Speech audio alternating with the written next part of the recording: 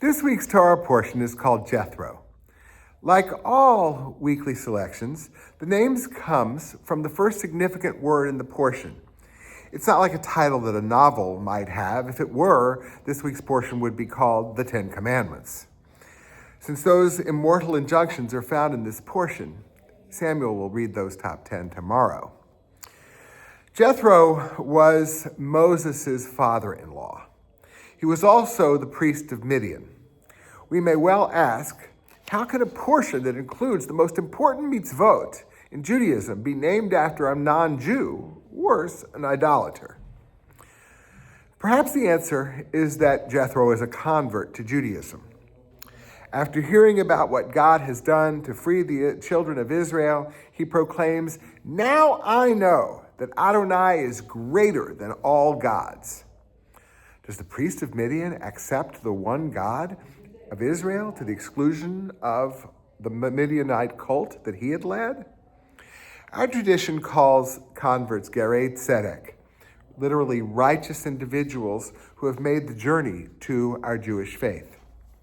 Some would argue that the 10 Commandments are given in the portion that bears Jethro's name as a reward for his conversion. Nobody could better exemplify observance of the first commandment, "I am Adonai your God," than one who had left polytheistic priesthood to become a worshiper of the one God. The medieval commentator Rashi is skeptical. From these words, he writes, "We know that there was no form of idolatry that Jethro hadn't tried." After all, that's why he says greater than all the gods.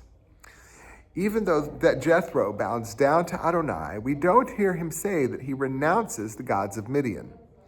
Moreover, after his encounter with Moses, Torah tells us that Jethro went his way back to his own land, returning to Midian and presumably to its idolatry before the Torah tells us about the 10 Commandments. The argument that Jethro isn't a convert is strong. The fact that Jethro bows down to God doesn't mean that he has accepted the faith of Israel to the exclusion of all other religious faiths and practices, as Kristen did when she took the formal step of joining our covenant years ago, and as Sandy, of blessed memory, did decades earlier. Jethro's remaining outside the children of Israel, though, is an even better reason for the 10 Commandments being given in his name. After all, the 10 Commandments are revered today by Jews and Christians alike, with other religions embracing similar obligations. Perhaps Jethro's name is on the 10 Commandments to indicate that these immortal words are not meant to be the private possession of the Jewish people. Instead, we share the 10 Commandments with the world, even as Moses shared faith in Adonai with the idolater Jethro. A better reason for the 10 Commandments being recited in his name is Jethro's righteousness. His actions in this week's portion demonstrate his goodness. Jethro arrives at the Israelite camp to reunite Moses with his family. When Moses went to Egypt at God's command, he had left Zipporah, his wife, and their young children with Jethro to protect their safety. However, after liberation, Moses doesn't go back to get his family. Having heard all that God had done for Moses and Israel, God's people, how Adonai had brought Israel out of Egypt, Jethro took Zipporah and his grandsons back to their father, saying to Moses, "I, your father-in-law Jethro, am coming to you with your wife and her 2 sons." To his credit, Jethro's goal is to reunite the family. Perhaps he could have kept Zipporah and his grandsons at his side, the secret desire of many a grandparent. He could have introduced them to his own faith. Instead, he praises our God and offers a sacrifice. We read, "And Jethro, Moses' father-in-law, brought a burnt offering and sacrifices for God, and Aaron came with the elders of Israel to partake of the meal before God with Moses' father-in-law." There could be no mistaking that Jethro is participating in Israelite ritual. Jethro's actions remind me of the righteousness of members of Congregation B'nai Israel who are not formally Jewish themselves, some of them actively faithful to another religion, but who nevertheless participate in our services and treasure their connection to our community. They may have a Jewish spouse or partner, and many are parents of Jewish children. Just as Jethro makes a sacrifice by surrendering his children to the service of Adonai, many of these non-Jewish parents of Jewish children raise their children with a religious identity they do not personally share. That righteousness is replicated too by the parents of Gerei Tzedek, of beloved converts. Some are deeply devoted to the faith in which they raised their children, who are now leaving that religion for Judaism. Among them are committed Christians, some of whom may fear that their children are risking eternal damnation. Others embrace a multiplicity of paths to God.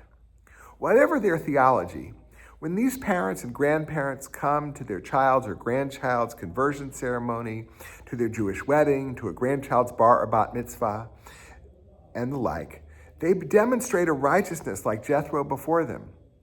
Kristen's parents, Samuel's maternal grandparents of blessed memory, were such chasidei umot ha'olam, righteous, loving individuals who supported Judaism and the life of the Jewish people.